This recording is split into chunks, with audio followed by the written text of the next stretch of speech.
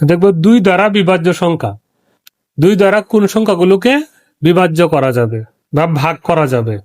যেমন একক স্থানীয় অঙ্ক, কোনো সংখ্যার যদি একক স্থানীয় অঙ্ক 0 থাকে, 2 থাকে, 4 থাকে, 6 থাকে বা 8 থাকে, তাহলে সেটাকে 2 দ্বারা ভাগ করা যাবে। যেমন 128 এর একক স্থানীয় অঙ্ক 8, এটাকে ভাগ করা যাবে। যেমন 246, তাহলে একক স্থানীয় অঙ্ক 6, এটাকেও যাবে।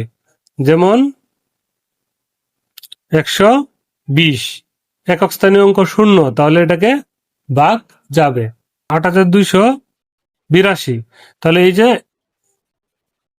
2 একক স্থানীয় অঙ্ক 2, তাহলে আমরা দেখতে পেলাম কি, আবার যদি আমরা এভাবে দিই 164, তাহলে একক স্থানীয় অঙ্ক কত? 4, 2, 0, 6, 8, সবগুলোই 2 দ্বারা বিভাজ্য। আর 4 দ্বারা বিভাজ্য সংখ্যা কোনগুলো? 4 দ্বারা বিভাজ্য হচ্ছে যদি কোনো সংখ্যার একদম লাস্ট দুইটা ডিজিট বা শেষ দুইটা ডিজিট যদি 4 দ্বারা ভাগ যায়। যেমন আমরা যদি এখানে লিখি 35, 12, তাহলে এটা 4 দিয়ে বিভাজ্য কি না। আমরা শেষ দুইটা ডিজিট দেখি, 12 লেখা, 1 10 2 12, তাহলে 12কে 4 দ্বারা ভাগ যায়। তাহলে আমরা এটাকে কি করতে পারবো? 4 দ্বারা ভাগ দিতে পারবো। আবার যদি এরকম হয় যে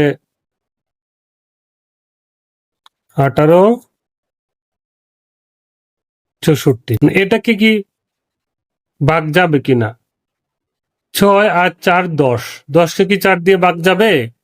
না, এটা যাবে না, তাহলে এটা যাবে না। আবার যদি আমরা একটা সংখ্যা ধরি 23 66, তাহলে এটাকে কি যাবে? হ্যাঁ, এটাকে যাবে। কেননা 6 আর 6 এই যে 66, 66কে যাবে না, যাবে না, কারণ 66কে 4 দিয়ে ভাগ যায় না।